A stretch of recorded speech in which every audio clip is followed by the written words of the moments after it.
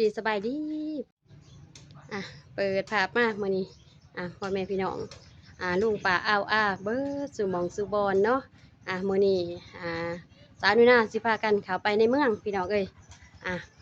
ไปอ่าไปธุระเนาะไปธุระอยู่ในเมืองก่อนมื้อนี้พี่น้องเอ้ยไปกับน้องสาวนิดเพิ่นมื้อนี้พี่น้องเอ้ยอ่า สบายดีเด้อพอเป็นเอฟซีสุโขมันเดินทางเนาะไปกับสาวมุนาเพิ่นพี่น้องเขาไปในเมืองก็ได้เนาะเดี๋ยวใส่พี่น้องเบิ่งพี่น้องเอ้ยเนาะไปอัปเดตก่อนในเมืองเลยพี่น้องเนาะแต่สาวมุนาจะอัปเดตทำไมน้องสาวมุนาเลยตอนนี้สนิทกับสิขับรถแล้วพี่น้องเลยเดินทางไปก่อนเพราะว่าให้สาวนิดเพิ่นเป็นซัพพอร์ตรถพี่น้องเอ้ยสาวดูหน้ากับบ่ค่อยถนัดปานใดเรื่องขับรถเข้าไปในเมืองพี่น้องเอ้ยไปพี่น้องไปพบไปพอกันอยู่ยุดพุ่นเด้อพี่น้องเอ้ยอยู่ในเมืองเนาะตัดภาพมาบัดนี้พี่น้องเอ้ยมาฮอดในเมืองในมื้อสบายดีอีกครั้งเด้อพี่น้องเอ้ยเนาะน้าหอนพี่น้องเอ้ยกำลังมาฮอดพี่น้องเอ้ยไปสาวนิดเข้าไปไหนเลยแม่นเข้าไปเลยยันว่าธนาคารปิดไป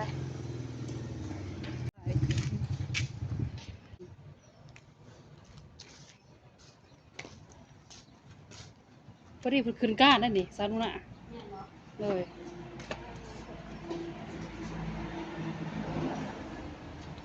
พี่น้อง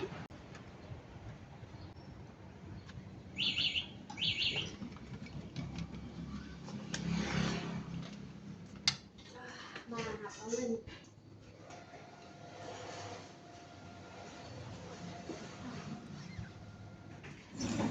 เกือบสุก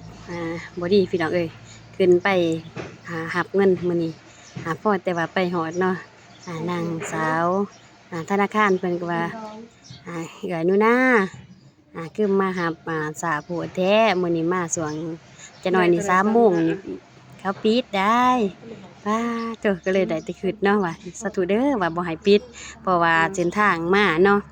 มันก็กว้างไกลแน่พี่น้องเอ้ยเพื่อไปหอดธนาคารเนาะก็ใช้เวลาชั่วโมงหนึ่งพี่น้องเอ้ยชั่วโมงหนึ่งชั่วโมงกว่าพุ่นเลยพี่น้องเอ้ยเพราะว่าจานุนาออกมากะ1 โมงพี่น้องเอ้ย1 โมงยังนี่แหละพี่น้องเอ้ยออกไปกะส่วนระยะที่ว่าไปกะรถหลายแน่พี่น้องเอ้ยก็เลยว่าคอยขับไปจังว่าพอมาหอดก็เลยว่าใกล้แน่แต่ว่ายังอีก30 นาทีพี่น้องเอ้ยธนาคารเข้ากับสิปิดเลยพี่น้องเอ้ยเพราะว่าเฮารับมาแต่ต่างประเทศถ้า3 โมงแล้วเพิ่นอาจจะปิดเด้มื้อนี้ก็อัปเดตสถานการณ์ที่ว่าสาวนุนาเข้าไปธนาคารเนาะมื้อนี้ไปรับเงินที่ว่าผู้ใหญ่ใจบุญเพิ่นฝากมาพี่น้องเอ้ยฝากมาช่วยเหลือครอบครัวทุกข์ยากเนาะอยู่ทางฝากใต้ที่สาวนุนาไปหาครอบครัวยายเพิ่นเนาะจังได๋ก็กราบขอบอกขอบใจเด้อเนาะผู้ใหญ่ใจบุญเพิ่นแม่ย่าทาง USA ที่ฝากเงินมาให้ลูกเนาะที่เชื่อมั่นไว้ใจลูกเนาะฝากเงินมาให้ลูกไปช่วยเหลือครอบครัวทุกข์ยากทางฝั่งลาวเนาะจังได๋ก็ขอให้พ่อๆแม่ๆจงมีสุขภาพเข้มแข็งแรงเด้อรับได้เงินหมื่นตื่นบ่ายเงินล้านเด้อขอให้พ่อๆแม่ๆปู่ย่าทางUSA ย่าทาง USA จงมีสุขภาพเข้มแข็งแรงหายทุกข์หายโศกหายโรคหายภัยส่วนนี้ก็ไปหับเอาเงินพี่น้องเอ้ยเงินออกเงินกลับไปนับเงินเสกเบิงธนาคารเพิ่นว่ามานางเจ้าธนาคารเพิ่นว่าลองเสกเบิงเด้อเพิ่นว่าครบตามจำนวนบ่เพิ่นว่าให้สานุนานับเนาะนับลบไปลบมาเลยเนาะพี่น้องเนาะ ล่าสุดกะโอเคพี่น้องเอ้ยได้2,141,000 กีบโอเคพี่น้องเอ้ยตอนนี้ก็หับเงินเป็นที่เรียบร้อยแล้วเนาะก่อนอื่นก็กราบขอบอกขอบใจเด้อผู้ใหญ่ใจบุญเพิ่นอยู่ทาง USA พิเศษสุดกับแม่ย่าเนาะ อยู่ทางUSA ที่มอบมาลัยน้ำใจให้ลูกๆเนาะได้ไปสร้างบุญสร้างกุศลเนาะได้ไปช่วยผู้ที่ว่าทุกข์ยากให้พี่น้องเอ้ยผู้ที่ว่าบ่มีอันจะกินเนาะอ่าสุดท้ายนี้ลูกก็ขออวยใส่ให้พรให้พ่อแม่อยู่ทาง USA จงมีสุขภาพเข้มแข็งแข็งแรงรับได้เงินหมื่นตื่นบ่ายเงินล้านเด้ออีพ่ออีแม่ทาง USA อ่ะพี่น้องไปพอกันคลิปตอนอยู่บ้านเนาะไปสะใภ้น้องสาวนิดเพิ่นพี่น้องเอ้ยหลังจากที่ว่ามาแต่เมืองพี่น้องเอ้ยไปหับเอามาลัยน้ำใจจากผู้ใหญ่ใจบุญเพิ่นพ่อแต่ว่ามาขอเทือนเนาะน้องสาวนิดเพิ่นก็ขอว่าไปเวียกบ่ฮู้ว่าเพิ่นสิไปเวียกอิหยังพี่น้องเอ้ยมื้อนี้สาวนุน่าสิไปสะใภ้เพิ่นพี่น้องเอ้ยบ่ฮู้ว่ามาแล้วหรือยังเนาะสาวนุน่าสิไปสะใภ้เพิ่นพี่น้องบ่ได้บอกเพิ่นได้นี่เด้พี่น้องเอ้ยแล้วก็ไปฮอดหมองเนาะบ่ฮู้ว่าเพิ่นสิยังอยู่เฮือนหรือบ่พี่น้องเอ้ยเจ้าอย่างนี้เนาะตื่นเต้นบ่พี่น้องสาวนุน่าเองก็ยังตื่นเต้นพี่น้องเอ้ยแต่บ่ฮู้ว่าน้องสาวนิดเพิ่นสิตื่นเต้นหรือบ่เนาะเพราะว่าเงินจำนวนนี้หันผู้ใหญ่ใจบุญเพิ่นอยู่ทาง USA พี่น้องเอ้ยฝากมาให้สาวนุน่าแล้วก็ให้สาวนุน่าแบ่งให้น้องสาวนิดอีกเพิ่นว่าเป็นแบ่งมาหลายน้ำใจให้น้องสาวนิดพี่น้องเอ้ยเป็นจำนวนเงิน500,000 กีบพี่น้องเอ้ยมาลุ้นน้ำกันเนาะว่าเฮาสิพอน้องสาวนิดเพิ่นบ่หรือว่าจังไดเนาะไปพี่น้องเปิดภาพมาตอนนี้กะพี่น้องเอ้ยมาหอเทือนน้องสาวนิดเพิ่นแหละพี่น้องเอ้ยมาสะใภ้เพิ่นขนาดเนาะบ่ได้บอกเพิ่นพี่น้องเอ้ยบ่ฮู้ว่าเพิ่นสิอยู่เฮือนหรือบ่เนาะโธ่พี่น้องเอ้ยเฮือนจานบ้านจองสาวนิดไปพี่น้องไปเอิ้นหาเพิ่นก่อนเพิ่นอยู่เฮือนบ่เนาะหรือว่าอยู่ไสเด้ยังอยู่บ่หรือว่ามาแล้วบ่พี่น้องเอ้ยนิดอยู่เฮือนบ่นิดพี่น้องเอ้ยสงสัยคือสิอยู่หลังบ้านเพิ่นยินเสียงเพิ่นทางหลังบ้านเพิ่นเสียงเพิ่นตอบมาทางหลังบ้านพี่น้องเอ้ยไปหาเพิ่นก่อนเนาะอยู่ทางหลังบ้านประเทศสร้างอยู่หลังบ้านบ่ว่าติไปหาเลาะเก็บไข่อีกเนาะไก่พันธุ์เพิ่นทางใดเนาะเพิ่นอยู่นี่เนาะโธ่พี่น้องเอ้ยยินเสียงสาวนิดเพิ่นอยู่เข่งๆทางหลังหั่นไปทางใดเนาะเบิ่งไปก่อนอยู่เกาะไก่บ่หรือว่าอยู่ไสพี่น้องเอ้ยโอ้พูดไปอยู่สวนผักบ่อยู่สวนผักพี่น้องเอ้ยไปกลับคืนไปหาสนิท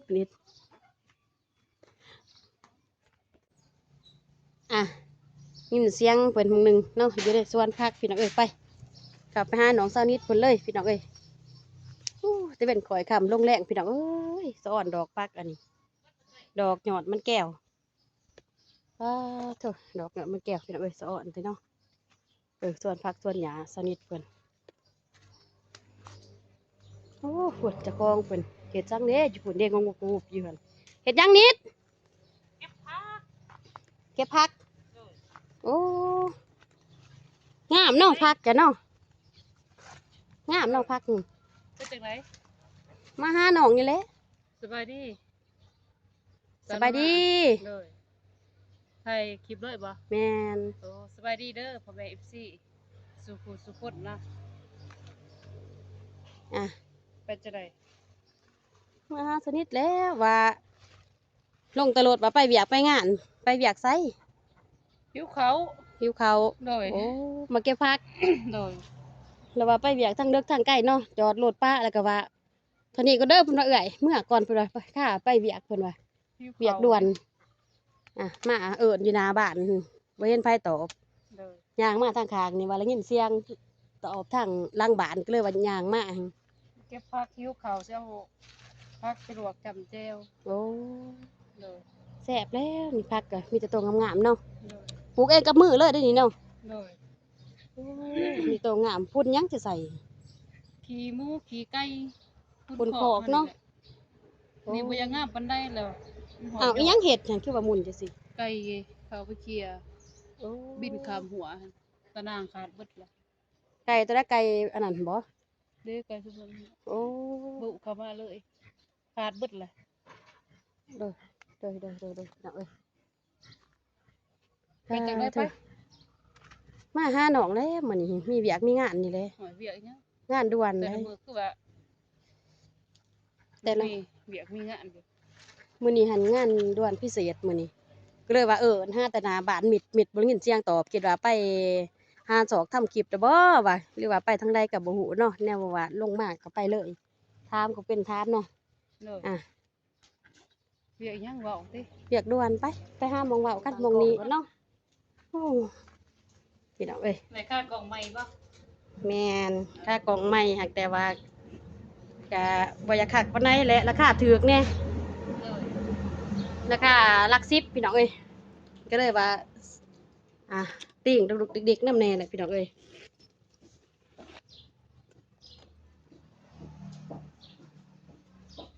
นั่งอยู่หั่นเลยเนาะ นั่งอยู่นี่เด้อนะ บ่ บ่ไปมองแล้วตังนั่งได้ใส่ เนาะพักจังนี่จะมาบ่งานอีกเลย อยากเอาไหม ก็คืออยู่หลวกพักจันแก่เนาะประแดกแมวเนาะ เด้อ คือว่าพัก ใบ นำนี่ งามดีเด้อตามหน้าใบบักใหญ่แต่ ไปวันนี้ใส่ปุ้นหยังอันนี้ปุ้นก็บ่ คุณก่อนแหละเป็ดกี่ไก่นั่นแหละนี่ ปอดใส่ผิดขนาดเนาะ งามดีได้พี่น้องใบผักตัวนี้ บ่ได้ไปทางไหนบ่มาทางไหนก็ได้ไปจะได้มาจะได้ เมื่อยนี่แหละ เมื่อยแห้งบ่พักรถนี่ เมื่อยแต่ว่าหอนแดดอีก ระยะทางมันใกล้เนาะ เด้อ แดดเดือนนี้ก็หอนพอแห้งเนาะ เด้อ พี่เราเป็น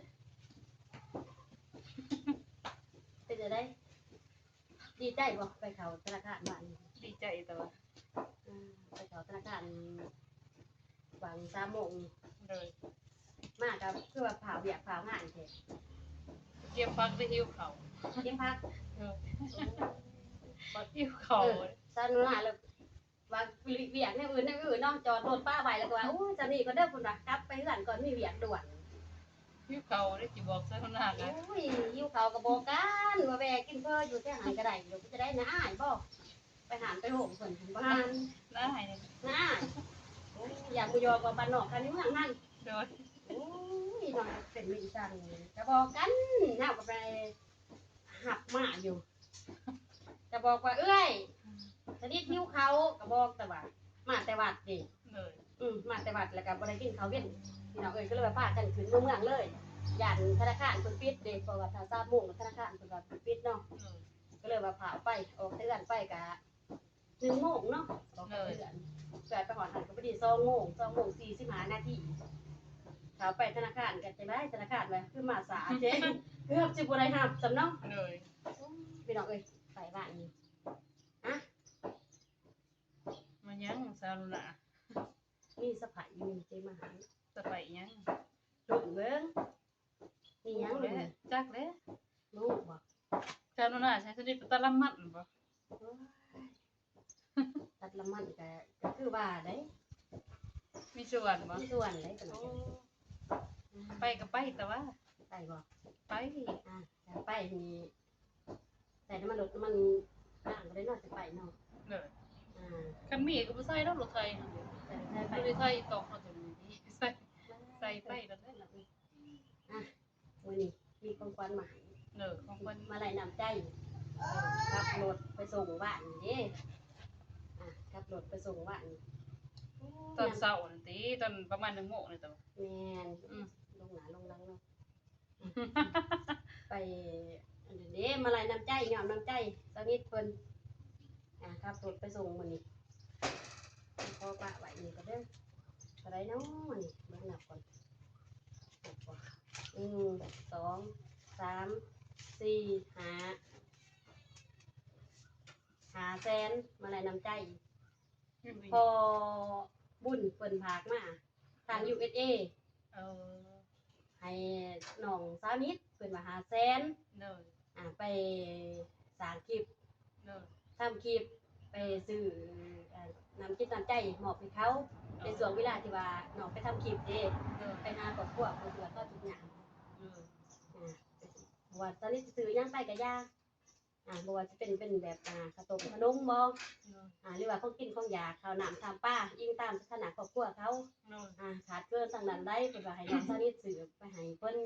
เป็นมาลัยน้ำใจจากขอบุญเพิ่นเด้อฝากมาแต่USA แล้วก็ย่าทั้ง USA ขอบใจเด้อสาวหนา พิเศษสุดก็ขอบใจทั้งก็แม่นทั้ง พอเพิ่นให้สนิทเอาเงินจำนวนนี้นี่ไปทำบุญน้ำแน่เป็นสะพานบุญบ่แม่นไปเป็นสะพานบุญเงินในจำนวน500,000นี่เลยบ่ก็อิงตามสนิทเพราะว่ามีส่วนที่ว่าใส่น้ำมันรถตะวันอันนั้นเด้ไปกินข้าวกินน้ำเด้ไปครอบครัวผู้ที่ว่าคนทุกข์ยากเจ้านิดอยากซื้อเป็นข้าวเป็นหน้าบ่เป็นพริกเป็นเกลือให้เพิ่นก็ได้แต่เพราะว่าเวลาที่ว่าเฮาไปทำคลิปเนาะ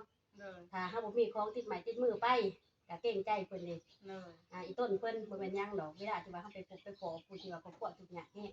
นั่นถ้าว่าครอบครัวใดที่ว่าขาดเงินค้ำทั้งซื้อข้าวกินหรือว่าซื้อของกินก็ให้น้องสานิทซื้อไปให้เพิ่นเป็นมาลัยน้ำใจให้เพิ่นมองละเล็กละน้อยตามกำลังศรัทธาตามกำลังเงินเฮาตามเงินไขเด้พิเศษก็ขอบใจทั้งย่าทาง USA เพิ่นเด้อขอบใจเด้องานทาง USA จะขอบุญเนาะทาง USA ที่เสื้อมันแล้วก็หมอบมาลัยน้ำใจให้ลูกทั้งสองเป็นสะพานบุญที่ว่าพ่อแม่ไปเหนือเสื้อใจลูกทั้งสองเนาะให้ไปในทางด้านสะพานบุญ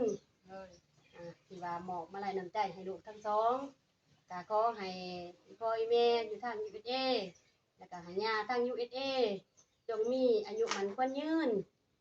ความเจ็บอย่าให้ได้ความไข้อย่าให้มีนอนรับให้ได้เงินหมื่นนอนตื่นให้ได้เงินล้านเด้อไปมาทางไหนก็ให้ประสบพบแต่สิ่งดีๆเดินทางแคล้วคลาดปลอดภัยเด้อสาธุนะบัดนี้ตอนแรกนี่สิไปทางไหนต่อเราสิไปหาทำคลิปเด้แหละหาถ่ายคลิปไปหาน้องสุรัตน์อีบ่โดยบางเทื่อก็ไปหาเพิ่นบางเทื่อก็ไปหาทางน้องน้อยเพิ่นเลยคือว่าไปทางสองซ้ายเห็นเลยเนาะเลยไปเหมาะหน่อยคิดน้ำใจให้เพิ่นอีกเนาะไปตามข่าวเพิ่นว่าเป็นจังได๋เนาะช่วงนี้เลยเพราะว่าเฮามาแต่เมืองก็ค่ำแน่แล้วพี่น้องเอ้ยนี่ก็บ่4:00 นบ่4:00 นพี่น้องเอ้ยเดี๋ยวก็จะหน่อยก็สิได้ไปหาทำคลิปเลยเนาะไปพี่น้องคลิปนี้ก็กราบขอบอกขอบใจเด้อพ่อแม่พี่น้องลุงป้าเบิดสุหม่องสุบอนFC เบิดสุหม่องสุบอนบ่ว่าสิเป็นฝั่งลาวและฝั่งไทยต่างประเทศเนาะก็กราบขอบอกขอบใจขอให้FC เบิดสุหม่องสุบอนจงมีสุขภาพเข้มแข็ง